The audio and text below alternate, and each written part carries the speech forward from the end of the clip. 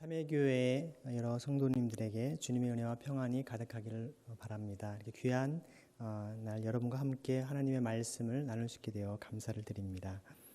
코로나19로 인해서 전 세계 대다수 사람들이 절망의 늪에 빠져 있습니다. 언제 끝날지 모르는 이 바이러스 확산으로 인해서 두려움과 또 질병의 고통 속에 신음하고 있습니다. 특히 가족과 친구의 죽음 앞에서도 감염의 위험 때문에 병문안을 통한 위로도 못해주고 또 장례식에서 함께 슬퍼하는 것조차 제대로 할 수 없는 안타까운 현실이 지속되고 있습니다. 이러한 코로나19 사태가 언제까지 지속될지 예측할 수 없기에 대부분의 사람은 막막함과 불안함 가운데 휩싸여 있습니다. 다른 이들과 만나서 이야기하고 무언가를 해야만 자신의 존재감을 느끼던 사람들도 요즘 시행하고 있는 사회적 거리두기로 인해서 이제는 대부분의 시간을 집안에서 지내거나 가족들 혹은 홀로 시간을 보내지 않으면 안 되고 있습니다. 타인과의 삶을 살아가는 기쁨으로 여러 모임도 갖고 또 외식도 하고 여행도 즐겼지만 이제는 타인을 위한 배려 차원에서라도 가족이나 지인과의 깊이 있는 만남 정도로 줄이고 홀로 주님과 고독의 시간을 보낼 수 있는 저 여러분 되기를 소망합니다. 이러한 사회적 거리두기는 내면 깊은 침묵 속에서 하나님과의 영적 거리를 좁히는 시간이기도 합니다. 하나님과의 친밀한 교제를 나누는 진정한 고독의 기쁨을 누릴 수 있는 소중한 기회이죠. 진정한 삶과 축복은 진정한 쉼과 침묵은 주님께서 명하신 바로 안식과 안식년 그리고 희년을 지킴을 통해 가능함을 보게 됩니다. 구약 학자인 월터 브루그만이라고 하는 학자는 희년을 이야기하고 또한 안식에 대한 것을 얘기하면서 그는 이렇게 얘기합니다. 안식일을 지키는 것은 저항이요 대안적 행위이자 평화로운 행위라고 그는 언급을 합니다. 이 물신 숭배의 어떤 삶, 또 물신 만능주의에 빠져 있는 이런 전 인류를 향한 하나님의 창조 질서를 우리가 되새겨야 할 때입니다. 예수님께서 사실 공생의 첫 번째로 선포하신 주의 은혜의 해라고 하는 것도 구약의 안식년과 희년을 포함해서 하는 의미일 것입니다. 인간의 탐욕과 죄악으로 인해서 타인을 억압하고 또 노예화하는 모든 불의와 죄악을 끊어버리고 다시금 하나님의 형상대로 지음받은 인간의 존엄성을 회복하고 살리는 기쁜 소식이 바로 주의 은혜의 해였습니다. 오늘 여러분에게 말씀 제목을 하나님 나라의 복음이라고 얘기했는데요.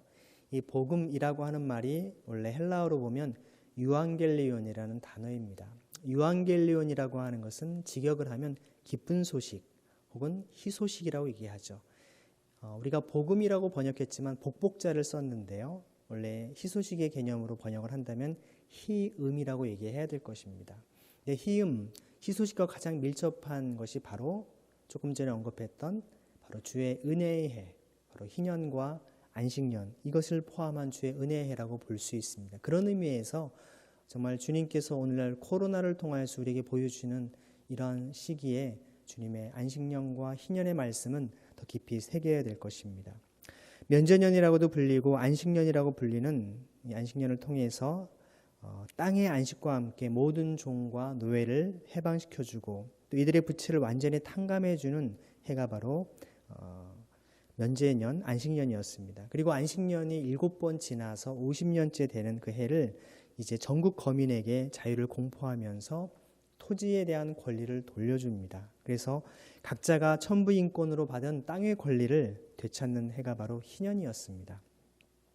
대단한 자유의 해였죠.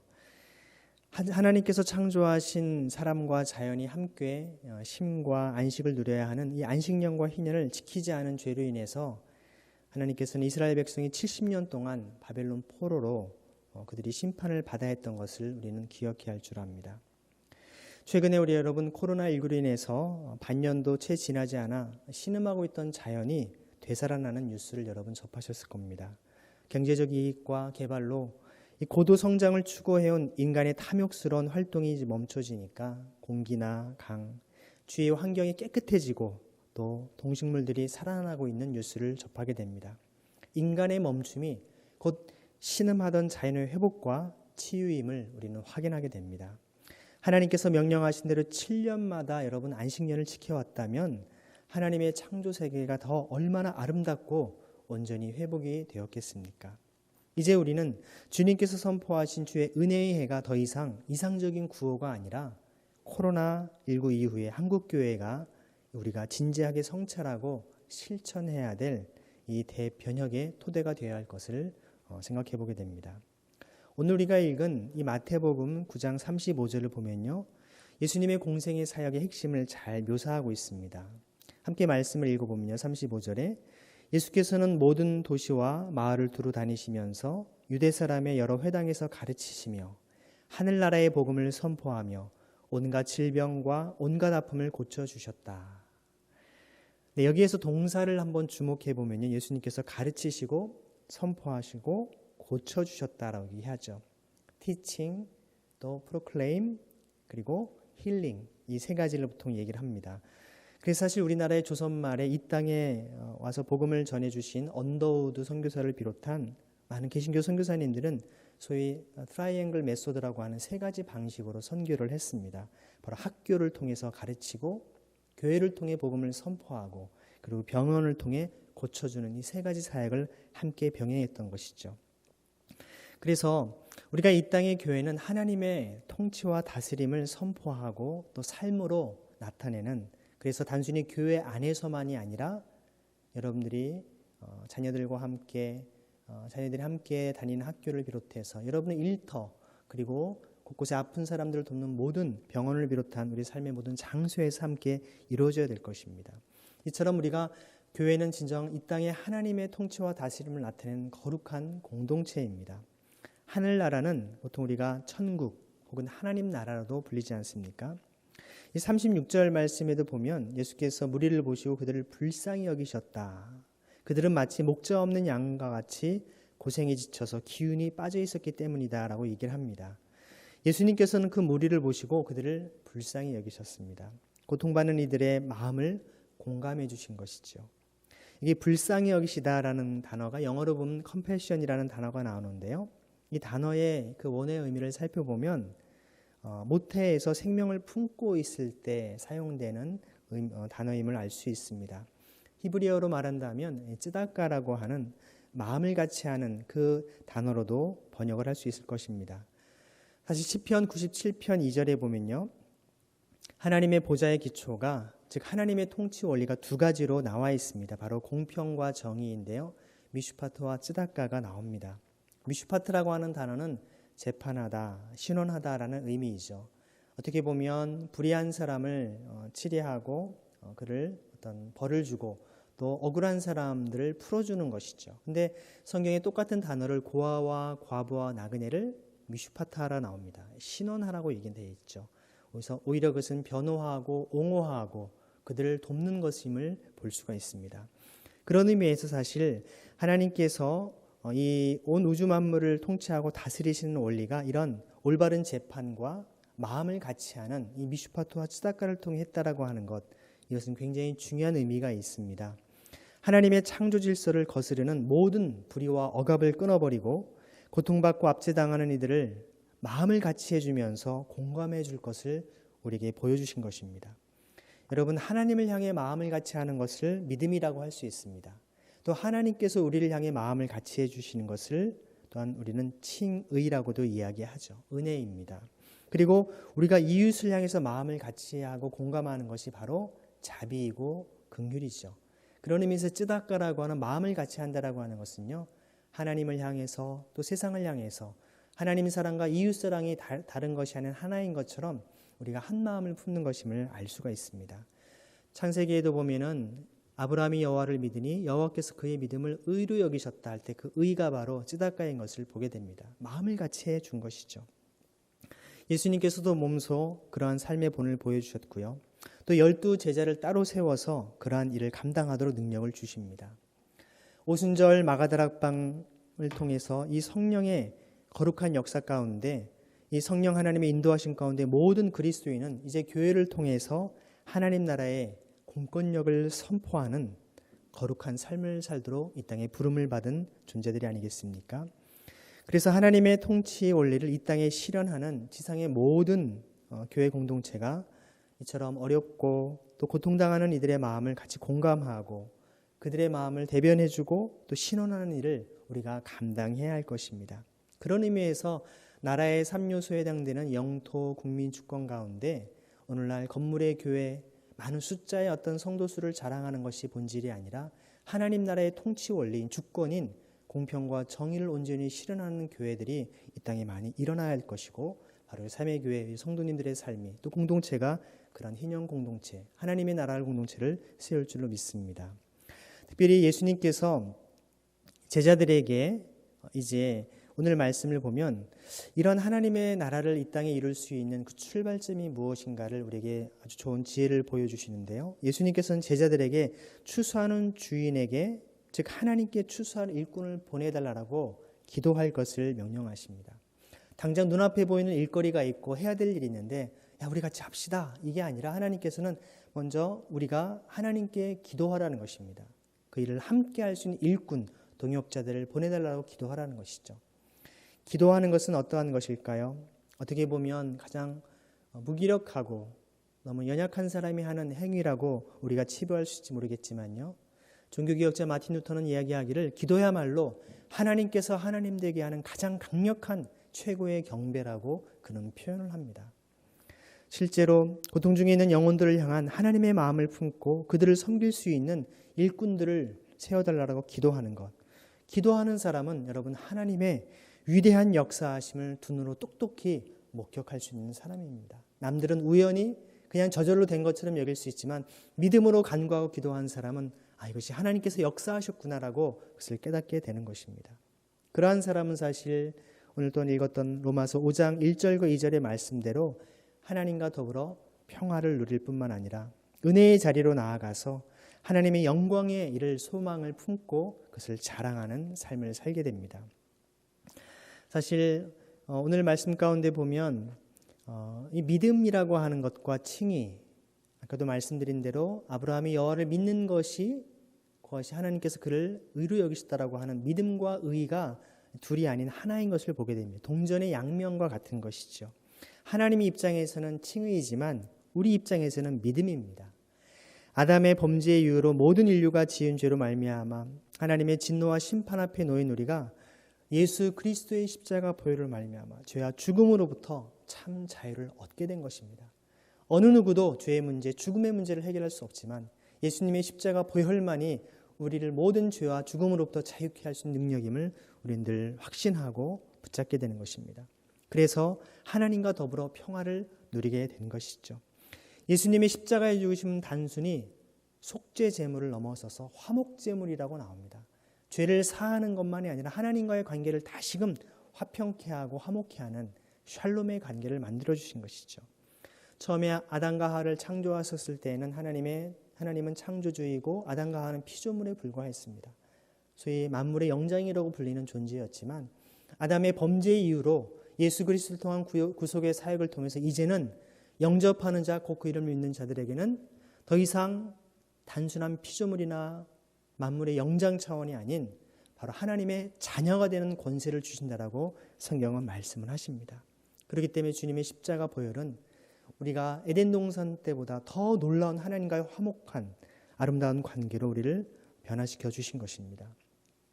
성부 하나님께서는 성자 예수님을 정말 성령 하나님을 통해 그분의 사랑을 우리 마음속에 부어주셨다라고 말씀합니다. 로마서 5장에도 보면 이 희망은 우리를 실망시키지 않습니다. 하나님께서 우리에게 주신 성령을 통하여 그의 사랑을 우리 마음속에 부어주셨기 때문입니다 라고 얘기합니다. 사랑을 갈망하는 수많은 인생이 있지 않습니까? 수많은 사람들이 사랑을 갈망합니다. 여러분 그런데 놀랍게도 그토록 사랑을 받고 싶어 하지만 정작 자신은 사랑하지 못하는 사람들이 많이 있죠. 이처럼 사랑을 찾아 방황하는 인생에 주님께서 우리 마음에 그 사랑을 그냥 찔끔 주시는 것이 아니라 폭포수처럼 부어주신다는 것입니다. 더운 여름에 폭포수 앞에 가서 물 한 잔 시원하게 마시는 것이 아니라 그 폭포수에 완전히 잠겨서 그 시원함과 기쁨을 누리는 것처럼 주님은 은혜의 강가로 나와서 그 깊은 폭포수와 같은 은혜와 사랑에 잠길 것을 우리를 초대하시지 않습니까? 그 사랑을 오늘도 저와 여러분이 충만히 경험할 줄로 믿습니다. 바로 주님께서 우리를 위해 베풀어 주신 놀라운 십자가의 사랑을 깨닫고 경험할 때 그것이 시작됩니다. 그래서 로마서 5장 8절은 이렇게 얘기하죠. 그러나 우리가 아직 죄인 되었을 때 그리스도께서 우리를 위하여 죽으셨습니다. 이리하여 하나님께서는 우리들에게 대한 자기의 사랑을 실증하셨습니다. 여러분 주변에 누군가가 나쁜 죄를 저지르고 죽음의 사형 선고를 받았다고 하는데 그 사람을 위해서 대신 죽어줄 사람이 있으면 나오십시오라고 하면 여러분 그 사람을 위해 나갈 수 있겠습니까? 오늘 말씀에 로마서 5장 7절에 있는 것처럼 의인이나 선인이라고 한다면 나에게 어떤 생명의 은인과 같은 사람이라면 아주 심각하게 고려할지도 모르겠습니다. 하지만 그런 일도 드물지요. 그런데 그가 죄인이고 죽어 마땅한 사람인데 그를 위해 대신 죽어줄 수 있겠냐라고 묻는다면 여러분 과연 그를 위해 죽을 수 있겠습니까? 그럴 사람은 없습니다. 그런데 여러분 그것이 아닌 여러분 자신도 아닌 여러분이 사랑하는 아들이요 딸을 그 자리에 대신 내어주라고 한다면 누가 그런 일을 하겠습니까? 미친 짓이라고 하고 다 거절할 것입니다. 자신도 아닌 자기의 사랑하는 자식을 저 죄를 지은 사람이 대신 죽음의 자리에 내어준다? 있을 수 없는 일입니다. 인간은 도저히 생각조차 할 수 없는 일이죠. 하지만 하나님께서는 그 일을 하셨습니다. 우리를 얼마나 사랑하시는지 하나님의 하나뿐인 외아들이신 독생자 예수님이 이 땅에 십자가에 죽기까지 우리를 사랑하셨다라고 성경은 분명히 말씀하십니다. 그 사랑과 은혜를 깨닫고 감격 가운데 나아갈 때 그 십자가를 통과해야만 진정한 하나님의 영광과 기쁨을 맛보는 삶을 살아갈 수 있지 않겠습니까? 중세시대의 신학자였던 아벨라르드라고 하는 사람이 있습니다. 그 사람은 바로 도덕 가마설이라고 하는 얘기를 하죠. 오늘 바로 이 말씀처럼 하나님의 사랑의 놀라운 은혜를 깨닫게 되면 우리가 구원을 얻게 된다라고 얘기합니다. 반면에 그 이전에 있었던 중세신학의 아버지라고 불리는 안셀름이라고 하는 사람은 왜 하나님께서 인간이 되셨는가라는 책에서 그는 보상설 혹은 만족설을 이야기합니다. 인간이 죄를 지음을 통해서 하나님의 명예가 실추됐는데 그 명예를 회복할 수 있는 방법은 인간이 그것에 대한 대가로 죽거나 아니면 하나님이 그 보상으로 대신 예수님을 십자가에 죽게 했다라고 얘기를 하는 것이죠. 그런데 나중에 이것을 아퀴나스라고 하는 토마스 아퀴나스 신학자는 하나님 편에서는 만족설이고 인간의 입장에서는 도덕 가마설이다라고 두 개를 합쳐서 얘기를 합니다. 어떤 주장과 학설을 이야기하든 중요한 것은 하나님의 사랑 앞에 그 십자가 앞에 주님의 사랑을 깨닫지 않고서는 우리에게 진정한 구원의 감격과 은혜를 누릴 수 없다는 것이죠. 하나님의 사랑, 하나님의 평화를 여러분이 누리길 원하신다면 그 십자가를 통과하지 않고서는 우리가 그 은혜를 맛볼 수 없지 않겠습니까? 인생의 공허함에 시달리는 우리에게 많은 사람들의 찬사와 추앙은 정말 달콤하고도 매력적인 유혹이 될 것입니다. 자부심은 물론 자신의 존재감을 확인할 수 있는 최고의 순간일 것입니다. 하지만 예수님의 생을 가만히 살펴보면 그런 찬사와 칭송, 그런 인정과 환호를 뒤로 한 채 오직 홀로 거하셨던 시간들을 많이 보게 됩니다.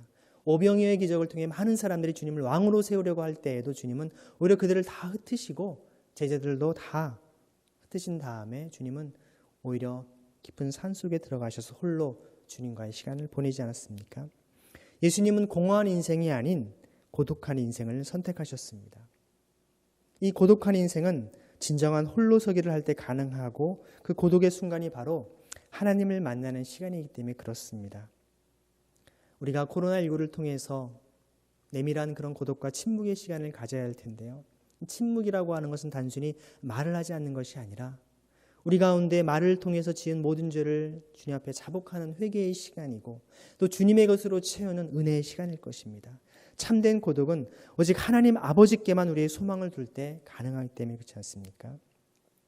많은 사람들은 고독을 두려워합니다. 대부분 고독의 유익을 알지 못한 채 고독을 공허함으로 간주하죠. 아무도 자신을 찾아주지 않거나 기억해주지 않는 쓸쓸하고 외로운 상황으로 생각합니다. 그래서 많은 사람들은 이 고독이 무서워서 부단히도 새로운 만남과 사귐을 찾아다닙니다. 홀로 있을 수 없어서 사람들 사이에 함께 있기를 갈망하죠. 심지어 혼자 있을 때에도 SNS를 통해 끊임없이 자신의 존재감을 확인하려고 하는 것이 우리의 모습입니다. 사실 오늘을 살아가는 현대인들은 그들이 찾는 것은 진정한 사귐이 아니고 자신의 외로움을 잠시나마 달래며 잊게 하는 것을 찾고 있는 것을 보게 됩니다. 자신의 존재감을 확인하고 누군가가 자신을 인정해 주길 바라는 목마름의 표현에 불과한 것이죠. 문제는 그러한 만족과 체험은 훨씬 더 심한 괴로움과 공허함 앞에 일시적인 위로에 불과하다는 것입니다.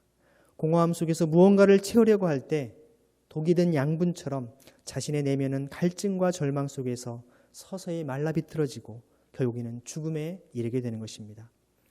참된 고독 가운데에서 하나님과의 교제를 누리지 못하는 영혼은 다른 사람들과의 진정한 교제와 만남도 누릴 수가 없는 것입니다. 결국 영혼 깊은 외로움과 절망으로 신음하여 죽어갈 뿐이라는 것이죠.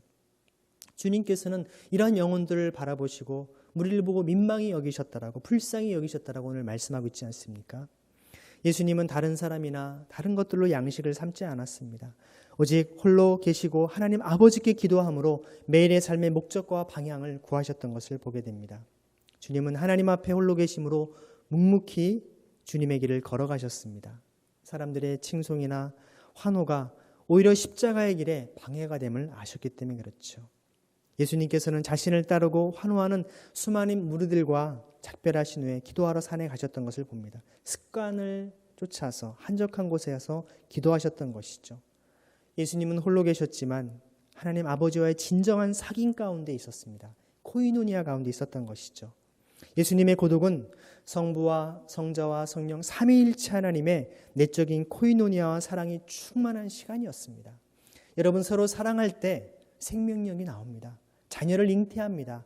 마찬가지로 삼위일체 하나님의 놀라운 사랑과 코이노니아는 이 천지창조라고 하는 엄청난 능력과 하나님의 은혜가 나타난 것입니다.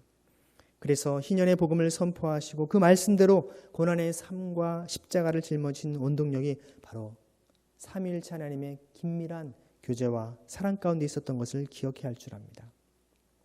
여러분, 저나 여기 계신 누구 모두가 다 정말 누구나 최후의 심판 때 주님 앞에 홀로 설 것을 기억해야 됩니다. 단독자로서 하나님 앞에 서게 됩니다. 홀로 하나님과 결산하게 됩니다. 그때는 그 누구에게 핑계대거나 누구도 의지할 수가 없습니다. 누구도 우리의 죽음을 대신해 줄 수 없기 때문인 것과 마찬가지입니다. 하나님의 부르심 앞에 홀로 나갈 수밖에 없는 존재를 기억해야 됩니다. 예수님처럼 참된 고독의 자리로 홀로 있기를 원치 않는다면 오히려 그리스도의 부르심을 물리치는 것이고 그리스도의 십자가의 길을 거부하는 것입니다. 그리고 우리를 부르신 거룩한 분의 진정한 사귐에 들어갈 수도 없는 것입니다. 홀로 있음 없이 진정한 사귐을 바라는 사람은 공허한 말과 감정에 빠질 뿐임을 기억해야 합니다. 하나님과의 친밀한 고독의 기쁨과 비밀을 경험하지 못한 사람은 수많은 만남 속에서 공허함으로 허덕일 뿐이죠. 그래서 우리는 진정한 안식과 이제 쉼을 통해서 이 고독과 침묵 가운데 하나님의 말씀을 기다리고 그분의 뜻을 깨닫게 됩니다. 그래서 그리스도인의 고독은 또 침묵은 듣는 침묵이고 겸손한 침묵입니다. 그것은 말씀에 매인 침묵입니다. 고요함 중에서 우리에게 깨닫는 힘, 영혼을 맑게 하는 힘, 본질적인 것에 집중하는 힘을 얻게 됩니다. 우리의 진정한 고독은 주님을 갈망하는 침묵이고 주님 안에서의 진정한 사귐의 시간입니다. 오늘 교독했던 창세기 18장에 보면 이 아브라함이 멀찌감치에서 오시는 정말 주님을 그가 집안으로 영접하는 모습을 보지 않습니까?